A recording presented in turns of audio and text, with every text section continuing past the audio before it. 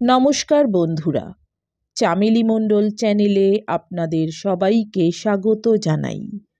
আজকে যে গল্পটি আমি আপনাদের পাঠ করে শোনাব, গল্পটির নাম ব্যাংক ফেল। লিখেছেন স্বনামধন্য সাহিত্যিক আশাপূর্ণা দেবী।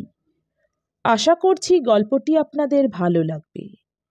শুরু করছি আজকের গল্প ব্যাংক ফেল।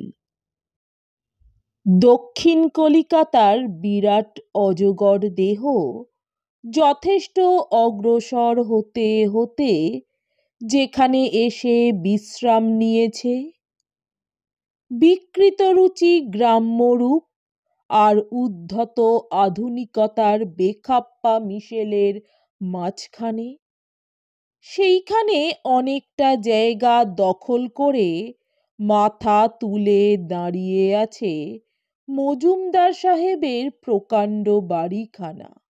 ওপাশে পচা বাঁশের গুদাম, আর এপাশে একটা দুস্থ মুদিখানা। এই দুটি প্রতিবেশীর মাঝখানে অতি আধুনিক পদ্ধতির নমুনায় সমৃদ্ধ এই বাড়িখানা যেন একটা অনাথ সৃষ্টি, ব্যতিক্রম। তবে বেশি দিন এই অবস্থা থাকবে না এই ভরসা। এখানে ওখানে ছড়ানো ছিটানো আছে যত টুকরো টাকরা জমি, সবাইয়ের বুকের উপরই অদূর ভবিষ্যতে দেখা যাবে ওর স্বগোত্রদের। অজগর বিশ্রাম ছেড়ে আবার এগোতে শুরু করবে। ভাগ্যদেবীর বরপুত্ররা শহরের প্রাণকেন্দ্র থেকে জীবনের রস আহরণ করে নিয়ে এদিকে আশ্রয় নিতে আসেন, সে রসকে উপভোগ করতে। এখানে শহরের সুখ সুবিধা 16 আনা আদায় করেও নিঃশ্বাস ফেলতে হাওয়া মেলে। সরকারি ইঞ্জিনিয়ার ডি মজুমদার বেছে নিয়েছেন এই জায়গাকে বাসা বাঁধতে।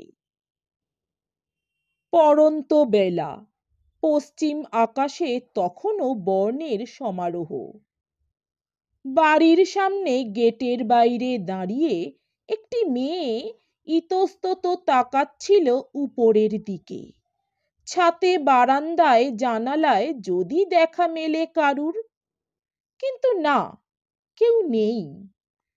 বাড়ির তুলনায় বাসিন্দার সংখ্যা নেহাতি নগণ্য। যেখানে সেখানে দাঁড়িয়ে থাকবার মতো লোক কোথায়? মিস্টার, মিসেস আর বছর 6-এর একটা মেয়ে, এই। প্রয়োজনের অতিরিক্ত চাকর বাকর আছে বলেই বোধ করি এত বড় বাড়িতে বাস করা সম্ভব হয়েছে।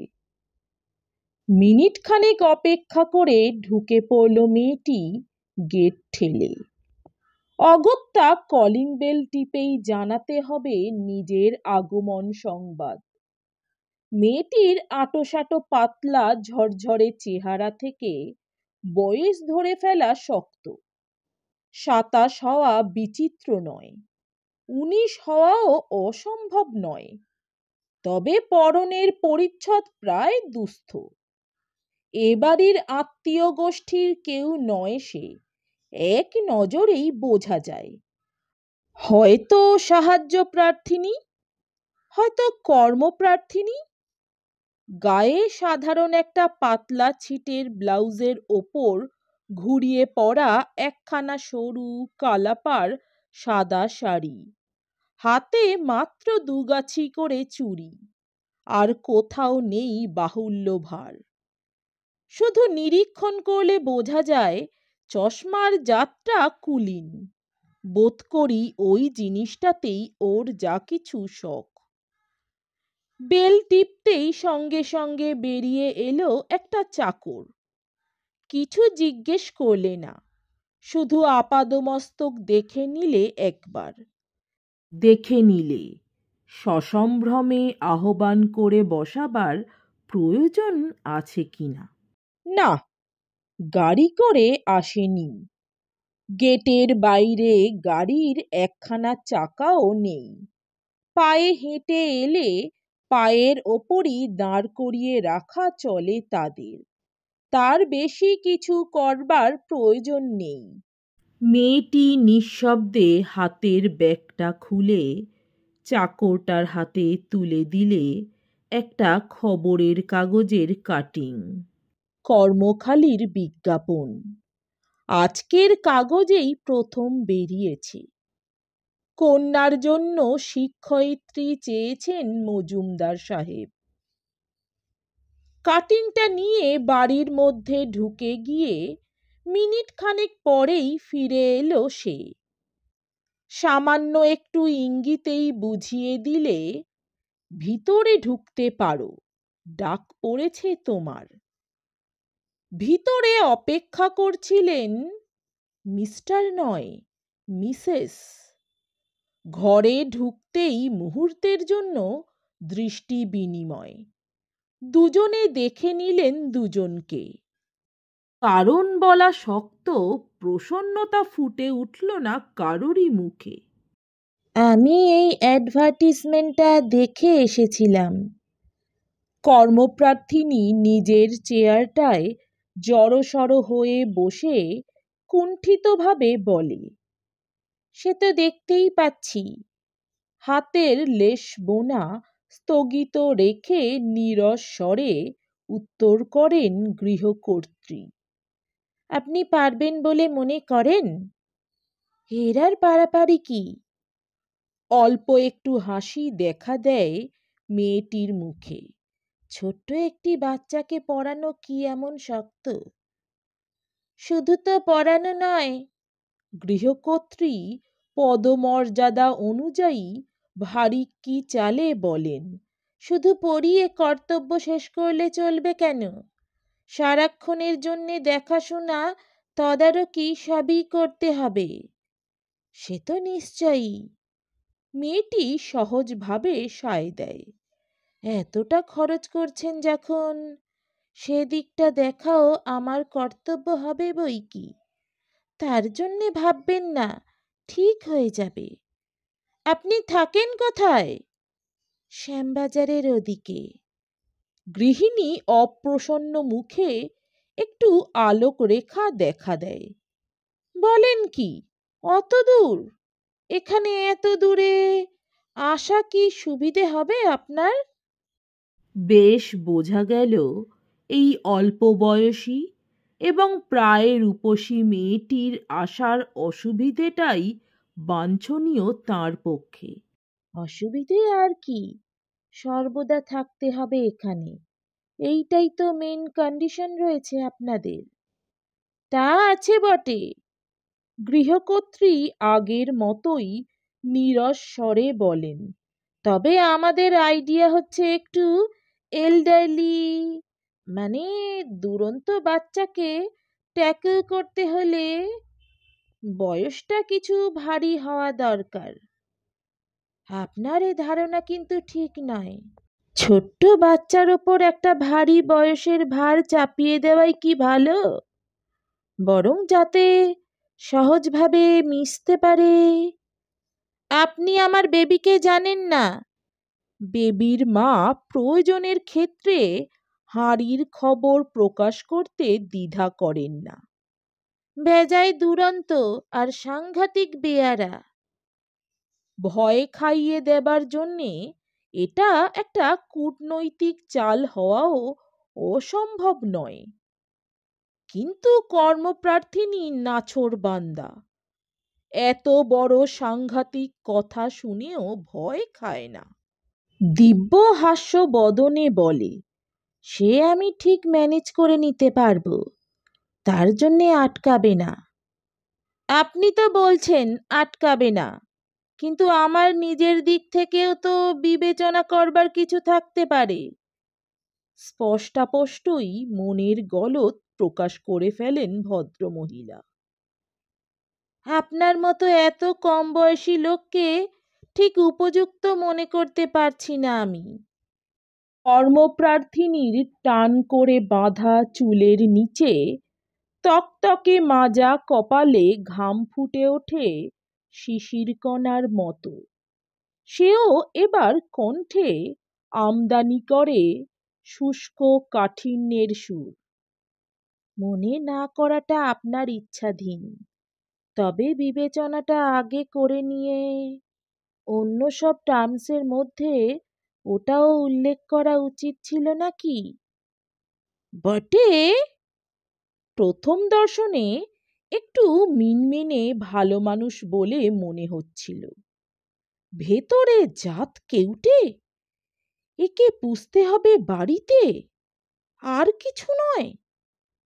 গৃহকর্ত্রী রুষ্ট স্বরে বলেন, আপনার কাছে উচিত অনুচিত শিক্ষা করবার অবসর আমার নেই। মোট কথা আপনাকে দিয়ে চলবে না আমার।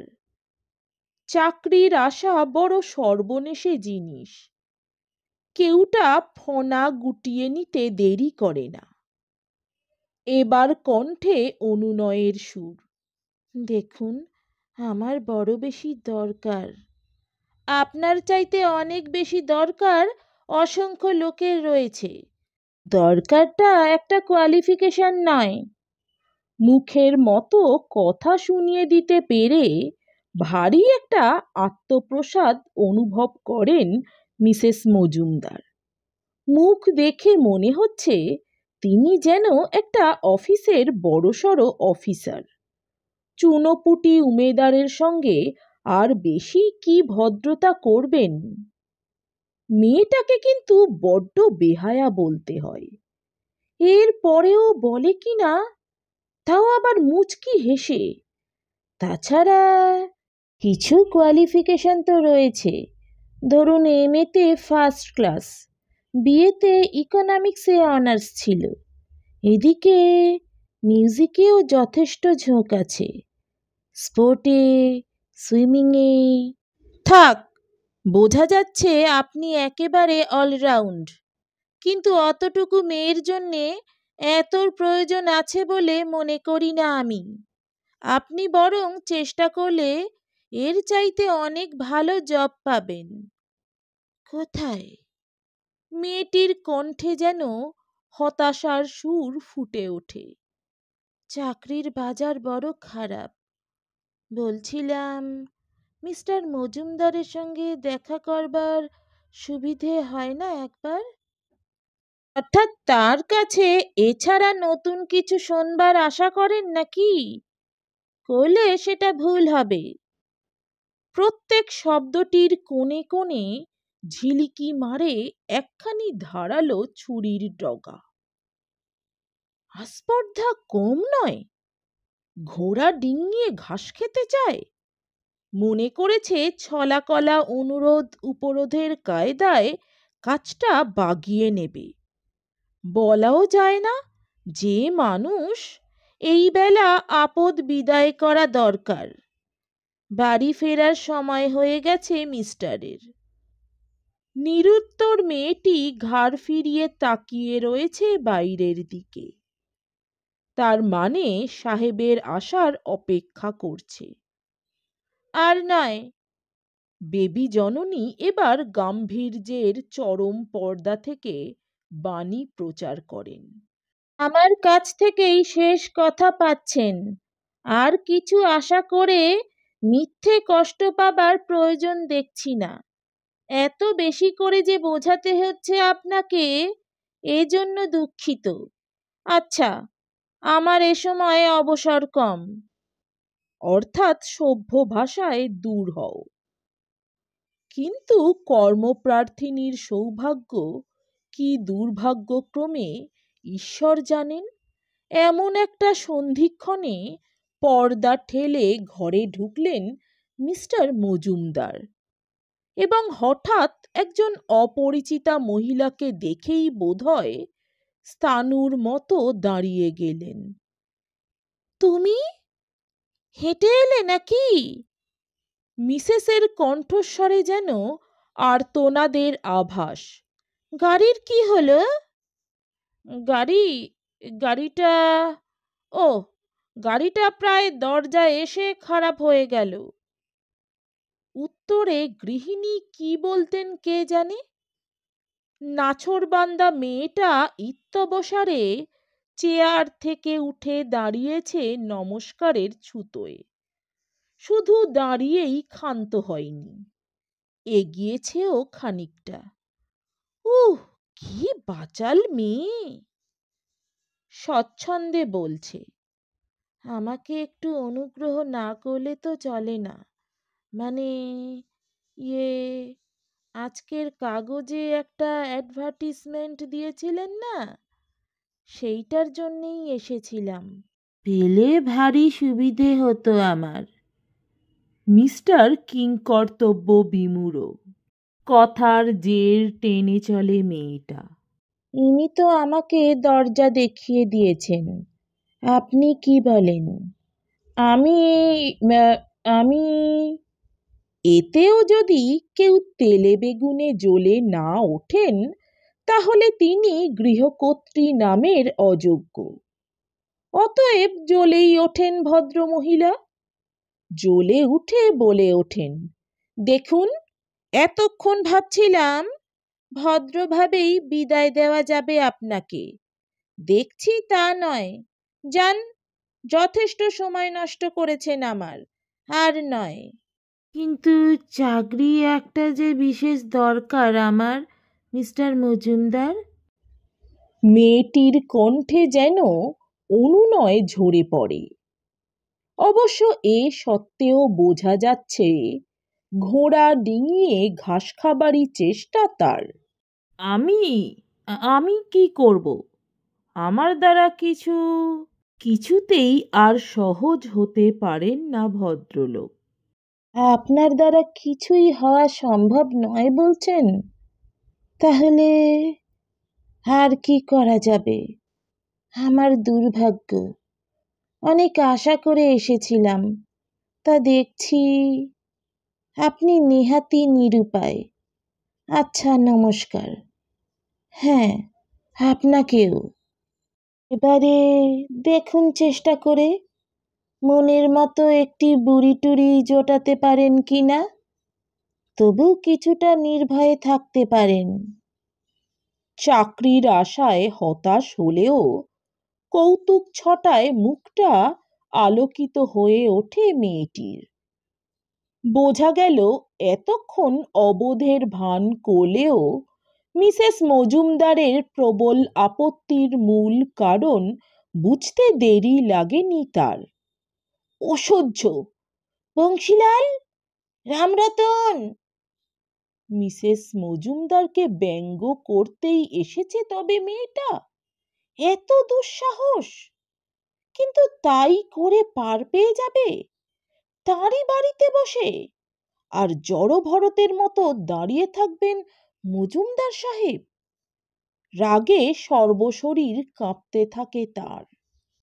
চাকরদের ডেকে একেবারে ঘাড় ধরে তাড়িয়ে দেওয়া উচিত কিনা ঠিক সাব্যস্ত করতে না পেরে নিজেই তিনি বিদ্যুৎ বেগে বেরিয়ে যান ঘর ছেড়ে ভিতর দিকের দরজা দিয়ে, হাতের লেস ক্রুশ কাঠিগুলো ছুঁড়ে ফেলে দিয়ে একটা সোফার ওপর। ততক্ষণে অপরাধিনীর পালকের মতো হালকা পাতলা ঝরঝরে দেহটা যেন হাওয়ায় উড়ে গিয়ে দরজার বাইরে পড়েছে। গেটের বাইরে পা দিতেই যেন পিছন থেকে আঁচলটা আটকে গেল। না, সহকার শাখায় নয়, পেরেকের খোঁচাতেও নয়, শুধু একটি সম্বোধনী।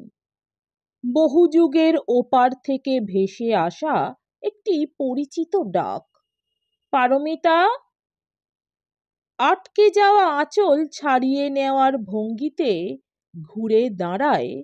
ধরে নেওয়া হোক যার নাম পারমিতা। মুচকি হেসে বলে, আপনি আমার নাম জানেন নাকি? আশ্চর্য তো।